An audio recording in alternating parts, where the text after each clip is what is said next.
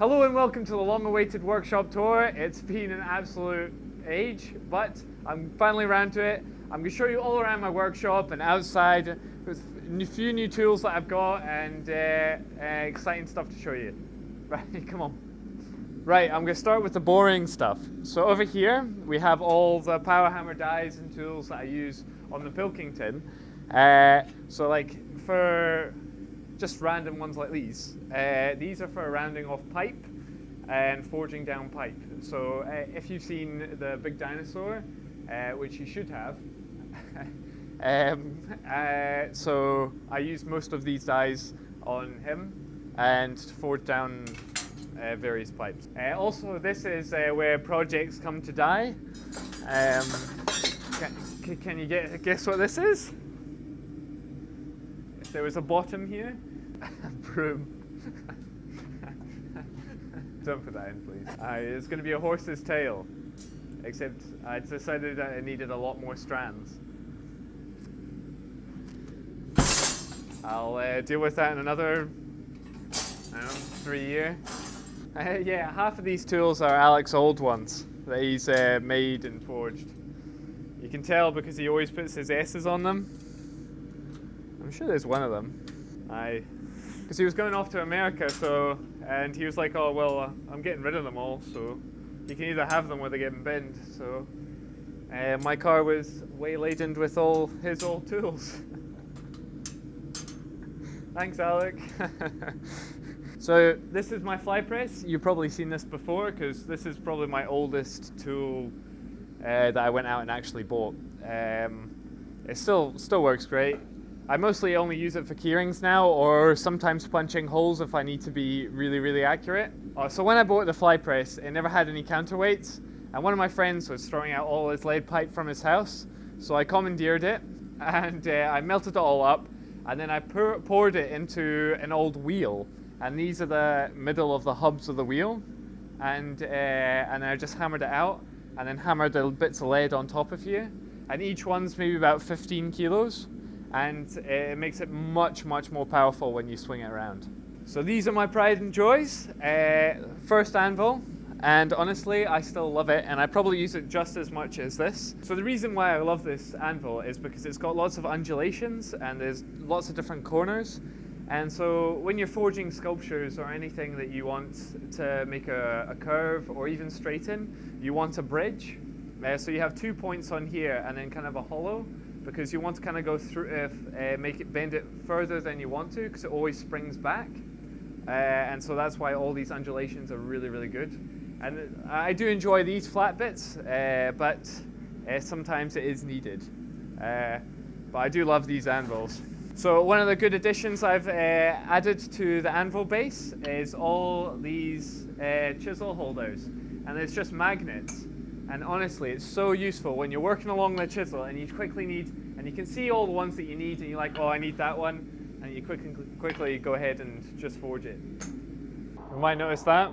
It's one of Alex's hammers. It's lovely. So this is probably one of the most useful things that I've made, is a hammer and tongs rack. I've got a tongs rack up here for the small tongs and the finicky stuff, and then all around here. And because I plan to make a lot more hammers, so I made it quite big, and then I always can add levels, but it's so good having it move around the shop. So I actually made it for doing demonstrations going out, and so I could just shove it all, so I wouldn't have to keep on throwing my hammers on the ground and the tongs. But yeah, no, it's I definitely recommend anyone to make something like this. Also, I've got a steel rack. Do you want to know where I got it from? I commandeered it from a school. They got rid of their metalworking department, and I was like, can I have the steel rack? And they were like, yeah, here you go. And I was like, can I have all the steel that comes in it? And they were like, yep. So I got a bunch of steel when I started out. When I was like 16. It's pretty awesome. So this is also another corner where things come to die. Ish. And but I've got my leg vise for when I go and do shows. And you can put the legs out, and then you can do demonstrations and chisel on it, and it makes it a lot more useful than just holding on the anvil. And these are like just odd bits and bobs that I've just not quite finished yet, like keyring orders and stuff. And then we're moving on to the hydraulic press. I got this, I don't think it was meant for forging, but it turns out it's absolutely great. It's about 16 tons, but ideally I'd probably want it a bit more. I think it's 12 to 16 tons, it depends where the ram is. I think this might be a slight leak somewhere, but it works well, and it's quite heavy. Getting in here was a pain in the butt. So this is an eBay buy, but when I went to pick it up, I thought it was made by a company or it was a particular brand, but I think the farmer needed a press for it was quite a big industrial farm, and so they just got someone to make it. But it works well, the power pack is nice and tidy and everything's away, and it just makes it so much easier to move around the shop. But no, it's a really good bit of kit. And so we come to my favorite tool, this hammer.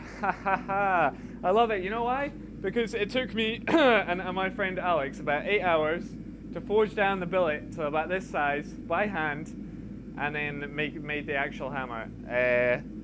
It was a lot of sweat and tears, and we were both exhausted by the end of it. And then I got the Pilkington, and it did it in, what, a minute?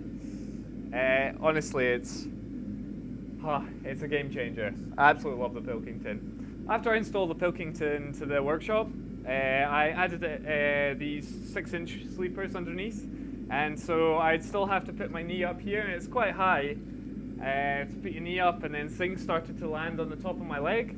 So I installed this little ram's head foot pedal, and it's quite handy because you can be even more accurate now, because you kind of just lean, and it's really, really good for ram control. Ram control.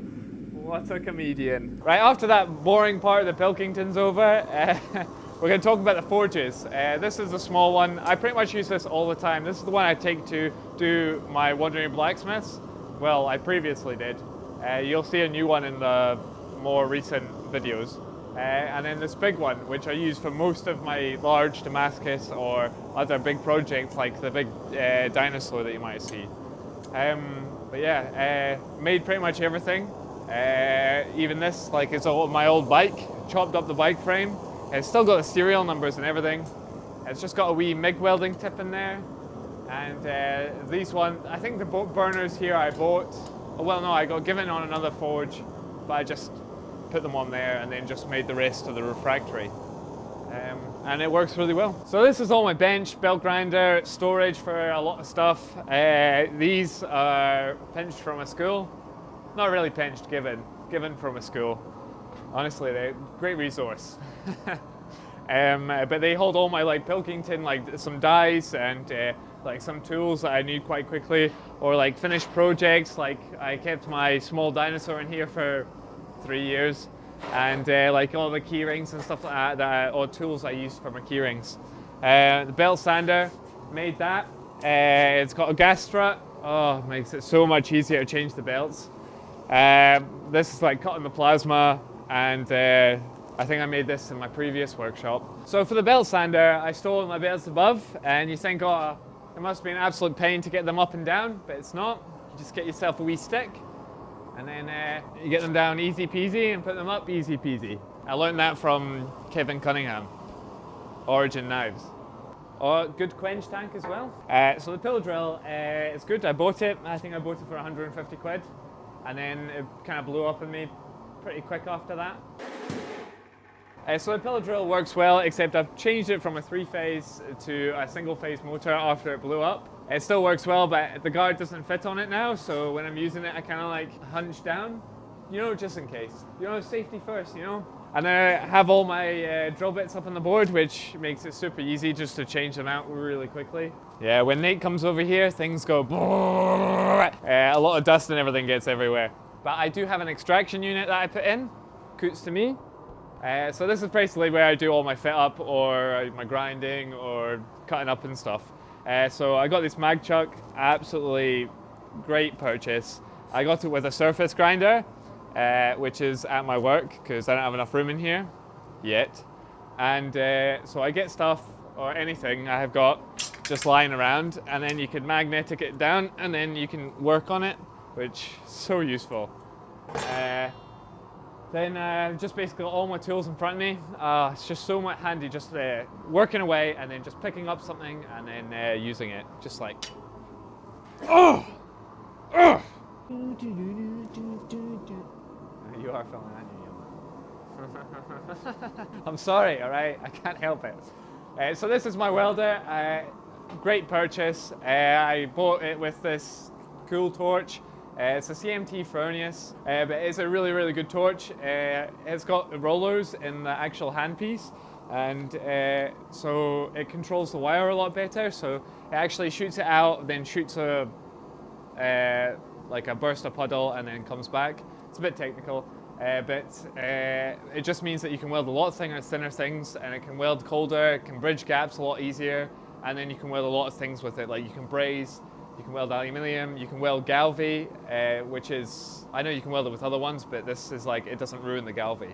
But yeah, it's just an absolute wicked machine, and very useful, especially for keyrings and other bits and bobs.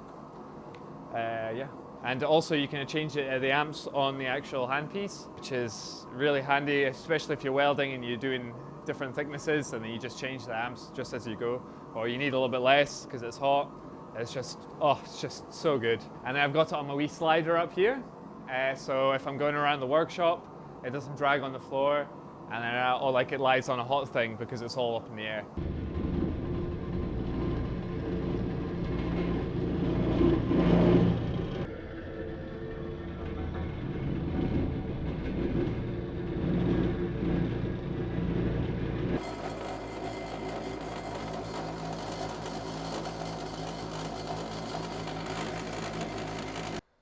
So now we're outside the workshop and I'm going to show you some of my sculptures. This is one of my, actually this is my latest one, and he's called Ramond because he's a black-faced sheep ram, and he is lovely. It took a while to make. The horns are solid steel.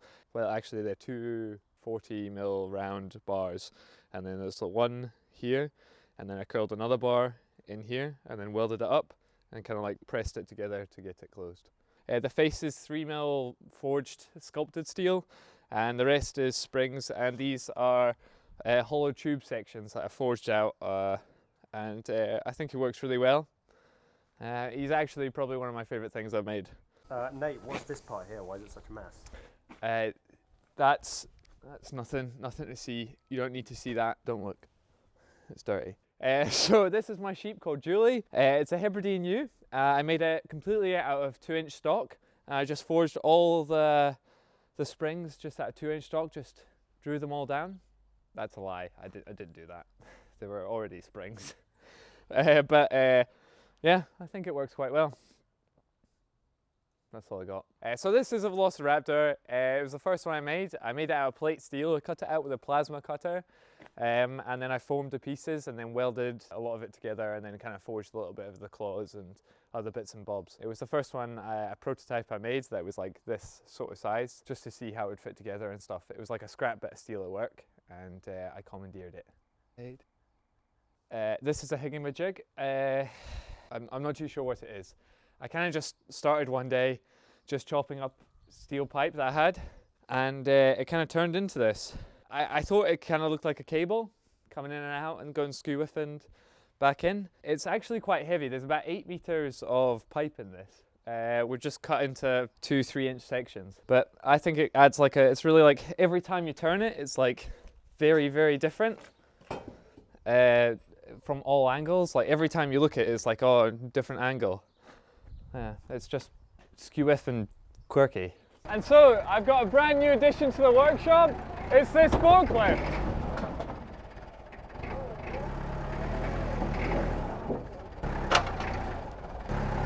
Do you like it? It's called Drongo. Woo! And I park it here behind my container.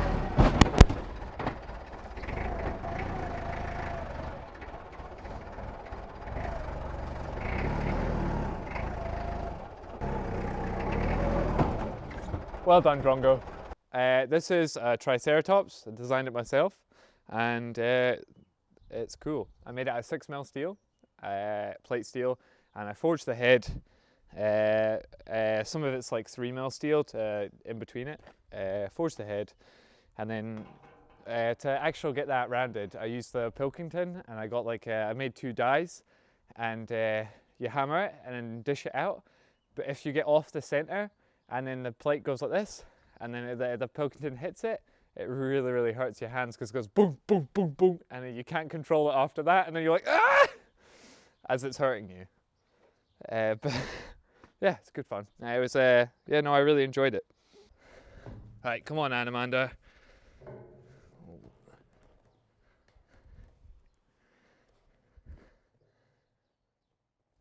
To war! Get me my spear. Right, time to go to war. Alright, dismount. Look at my little princess. So this Allosaurus was an absolute joy to make. It was really difficult, and the amount of skills that I had to learn to do it, like to make the legs and how I was going to form the vertebrae and everything like that, and forming the tube and the whole spine. It was so different, but honestly, it came out so well. There's a few points where I was like, will I finish this? Because, so I had first made this first half, and I was lifting it on the bench, and then one of the claws in his hand got me under the back of the knee, and I was like, oh! And then dropped it, and then one of the small ribs went into my leg, and I've got a scar on my leg. I had to like try to lift him off and then put him down. I was like, oh, that's enough forging for one day. Yeah, but it was good fun. Many burns, and but very satisfying. Yeah, I'm honestly so happy with it. And now after I've made him, I just want to make more.